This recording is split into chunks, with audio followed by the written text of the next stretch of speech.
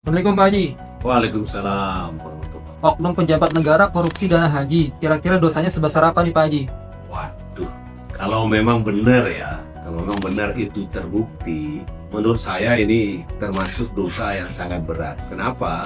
Tidak hanya dosa di dunia, tapi juga dosa di akhirat, dan Allah sangat larang dan sangat benci terhadap orang yang mengambil harta orang lain yang bukan miliknya. Banyak loh dalam ayat Al-Quran, misalnya surat An-Nisa, surat Al-Baqarah, surat Al-Hujarat kalau saya nggak salah ya, ada juga.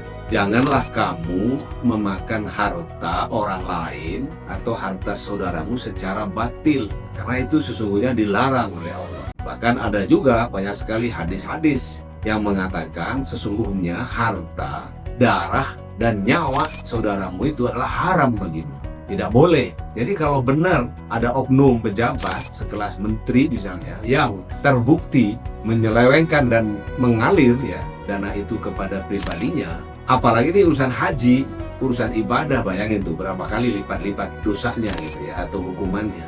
Mudah-mudahan tidak ada, mudah-mudahan tidak ada yang terbukti, atau mudah-mudahan hanya dugaan-dugaan yang pada saat pembuktian itu tidak seperti itu. Tapi kalau benar, nah, satu, sudah bertentangan dengan ayat-ayat dan hadis tadi, bahwa dia sudah mengambil yang haram, yang tidak miliknya, pasti itu ganjaran atau balasannya cukup besar dari Allah ya, cukup berat. Dan yang kedua, di dunia tentu secara hukum negara dia akan kena juga itu. Kalau betul-betul terbukti, dia bisa kena berpuluh-puluh tahun juga dihukum penjara. Nah yang ketiga ini juga berat, di dunia sanksi sosial. Pastilah orang akan menghujat, orang akan menyingkirkan, dan orang akan tidak respect. Dan ini berat ya, secara sosial dia kena hukuman, secara hukum negara dia kena hukuman, dan nah di akhirat nanti ya, kecuali yang menjadi oknum ini akan melakukan taubatan nasuha.